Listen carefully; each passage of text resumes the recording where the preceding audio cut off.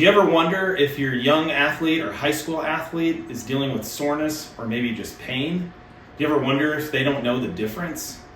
Lots of parents come in here with their kids struggling to understand, did we need to bring them in sooner? Is there something we could have done earlier? In today's short video, I'm going to cover a couple of those questions: when you should bring them in, when is it soreness, when is it pain, and how do you talk to them about it? First off, when you communicate with your kids, just like you do with anything else, grades, homework, friends they're hanging out with, you want to keep open, honest lines of communication and try to keep judgments or your own personal feelings out of it as much as you can. We all love our kids. I have two of my own, and sometimes that's really hard to do, but the big thing you got to do is keep it easy for them to talk to you about it, because all athletes, many of you were athletes before, I was too, all athletes want to conceal and hide their injuries, at least in the beginning.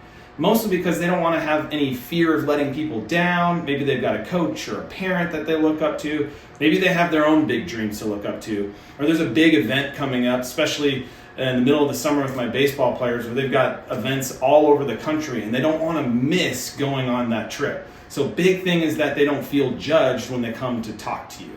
So one of the big things that I stress to all my parents so they can communicate effectively with their kids at home is, how do we know if it's actually soreness? Because all athletes are going to run into that.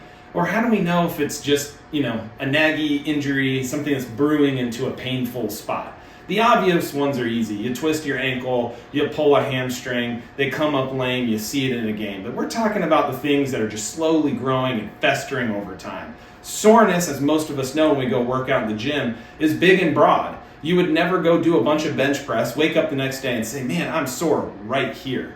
You'd usually go kind of grab an area and be like, whoo, man, yesterday's workout was a lot. I'm really sore through my chest and my pecs.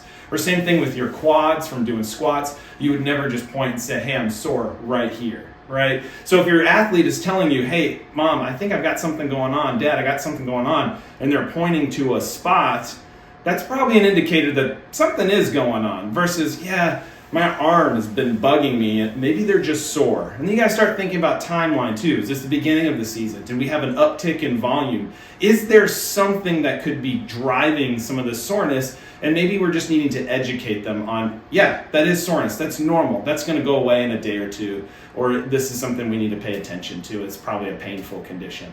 And the last thing that I really like to stress is involve your athlete in the process. Many of us, we all can feel when something's out of our control and it stresses us out. Kids, athletes, high school athletes, they're no different. They don't want their games, their practice, their training, their social life taken away from them. They definitely don't want to be judged by their peers. They don't want to be the hurt kid. So big thing that we really have to do is involve them in the process, ask them how they feel about it. Sometimes as the parent, you do have to step up and say, hey, it's time to get something taken care of, or we have to go and do a treatment of some kind that maybe they don't want to take time out of their busy playing schedule to do.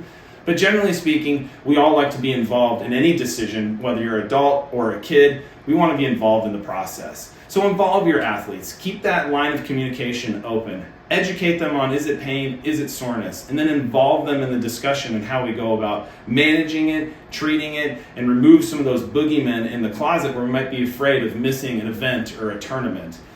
I've been a sports injury expert for a number of years now. In fact, having my own sports injuries has gotten me into this profession many, many years ago. So I know exactly how this works.